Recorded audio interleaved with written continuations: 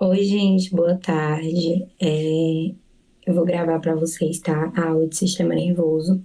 E essa aula é mais sobre o geralzão do sistema nervoso, tá? Que as meninas depois vão falar mais detalhadamente. E essa aqui é mais sobre aquela primeira aula de sistema nervoso que vocês tiveram, que é mais sobre as generalidades do sistema nervoso, tá? Então, a gente vai ter o sistema nervoso se dividindo em duas formas, tá? Em estrutura e em função. Em estrutura, a gente vai ter ele dividido em sistema nervoso central e sistema nervoso periférico. Já em relação à função, a gente vai ter ele dividido em sistema nervoso autônomo e sistema nervoso somático, tá?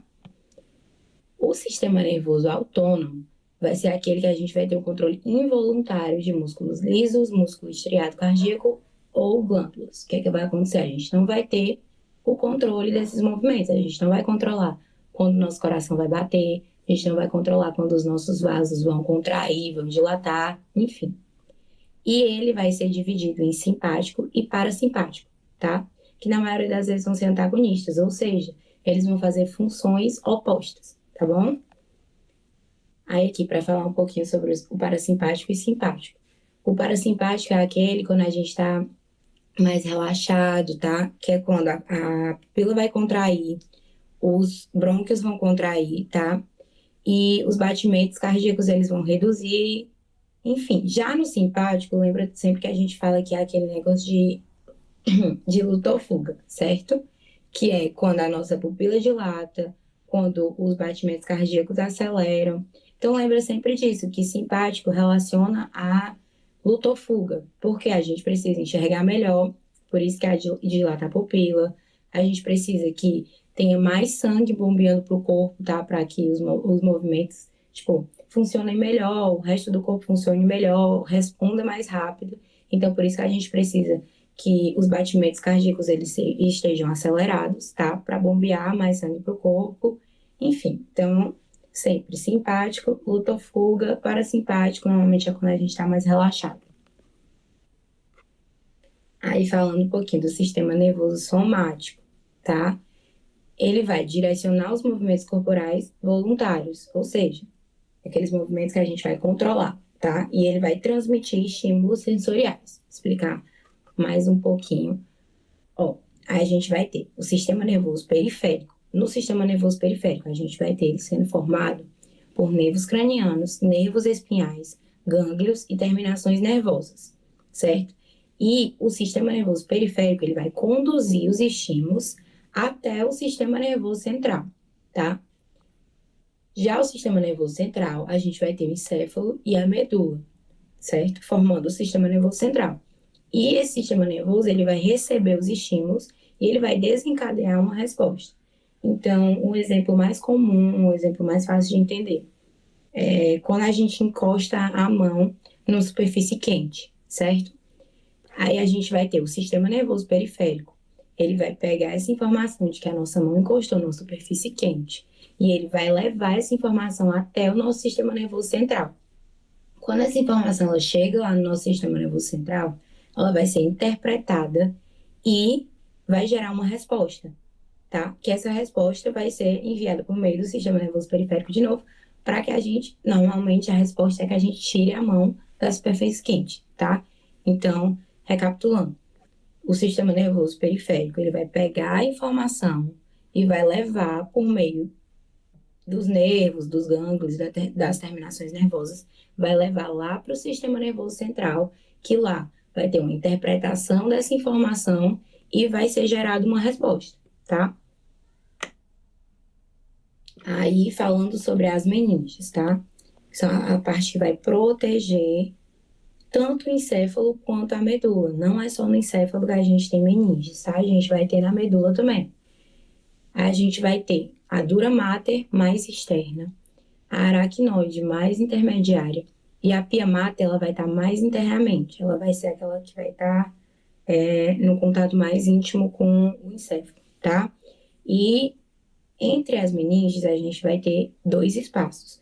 O subdural, onde a gente vai ter os nossos vasos sanguíneos, que subdural é entre a dura mater e a aracnoide, certo? E a gente vai ter o espaço subaracnoide, que é onde a gente vai ter a presença do líquido, que vai ser entre a aracnoide e a pia mater, tá? Aí, vamos lá. O professor João Paulo falou para vocês até na aula prática sobre isso aqui, tá? Então, vamos recapitular aqui. A gente vai ter como origem 3 vesículas primordiais, certo? São 3 dilatações, que são as 3 vesículas primordiais. A primeira delas vai ser o prosencéfalo, depois a gente vai ter o mesencéfalo e o rombencéfalo. O prosencéfalo, ele vai originar o telencéfalo e o diencéfalo, certo? O mesencéfalo, ele vai originar o mesencéfalo, ele vai continuar sendo mesencéfalo. E o rombencéfalo, ele vai originar metencéfalo e mielencéfalo, tá? É um pouco de informação demais, mas vamos lá, falando de cada um, para recapitular. O prosencéfalo, ele vai originar o cérebro, que o cérebro ele é formado pelo telencéfalo e diencéfalo, certo? Então, prosencéfalo, telencéfalo e diencéfalo. O mesencéfalo, ele vai continuar sendo mesencéfalo, certo? Vai originar o mesencéfalo. Já o rombencéfalo, ele vai originar o metencéfalo e o mielencéfalo, certo? O metencéfalo, ele vai originar o cerebelo e a ponte, e o mielencéfalo, ele vai originar o bulbo, certo? Então, recapitulando tudo, fazendo uma recapitulação aqui. O prosencéfalo vai originar telencéfalo, diencéfalo, mesencéfalo, só o mesencéfalo, rombencéfalo vai originar o metencéfalo, que vai originar cerebelo e ponte, e o mielencéfalo, que vai originar o bulbo. Aí, falando sobre os ventrículos encefálicos, que o professor também recapitulou com vocês na prática, tá? A gente vai ter, primeiramente, os ventrículos laterais, que eles vão estar lá no telencéfalo. Entre esses ventrículos, a gente vai ter os forames interventriculares, que vão ligar eles ao terceiro ventrículo, que o terceiro ventrículo ele vai estar lá no diencéfalo, certo? Nessa parte roxinha da imagem. E a gente vai ter o quarto ventrículo lá no rombencéfalo. E ligando o terceiro ventrículo ao quarto ventrículo, a gente vai ter o aqueduto cerebral, que ele vai estar no mesencéfalo, certo? Então, nessa imagem aqui dá para ver melhor. Tá em espanhol, mas relevem essa para ver a imagem, que dá para ver melhor. A gente vai ter os ventrículos laterais, certo? E ligando eles ao terceiro ventrículo, a gente vai ter os forames interventriculares, certo? E a gente vai ter o terceiro ventrículo sendo ligado ao quarto ventrículo pelo aqueduto cerebral. Tudo bem? Aí, vamos lá.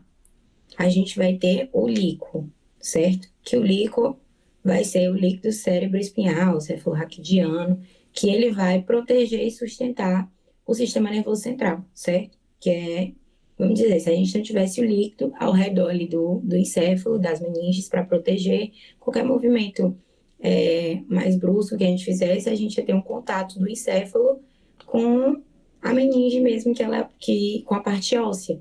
Provavelmente poderia causar alguma lesão ao encéfalo, então, para isso que o líquor ele é importante, tá? E aí a gente vai ter a produção desse líquor nos plexos corioides, certo? Que os plexos corioides, eles ficam nos ventrículos. Então, cada ventrículo ele vai ter o plexo corioide e a gente vai ter a produção desse líquor, né? Que é o líquido cérebro-espinhal. Então, eles vão ser produzidos lá nos ventrículos laterais.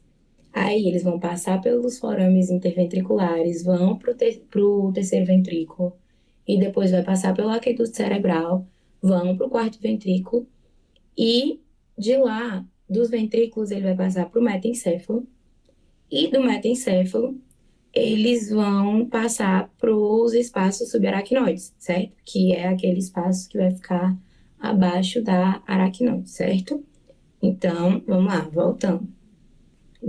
Dos ventrículos laterais, eles vão passar para o terceiro ventrículo através dos forames interventriculares. E do terceiro ventrículo vai passar para o quarto ventrículo através do aqueduto cerebral. E de lá eles vão para os espaços subaracnoides, tá bom? Que os espaços subaracnoides, lembrem que não tá só no encéfalo, tá no encéfalo e na medula. Então ele não vai proteger só o encéfalo, ele vai proteger o encéfalo e a medula, todo o sistema nervoso central, tá? Então é isso, gente. As referências. Se vocês precisarem, tiverem alguma dúvida, ficarem com alguma dúvida do que eu falei aqui, podem falar comigo no WhatsApp, podem marcar atendimento comigo, que aí a gente tira as dúvidas, tá bom?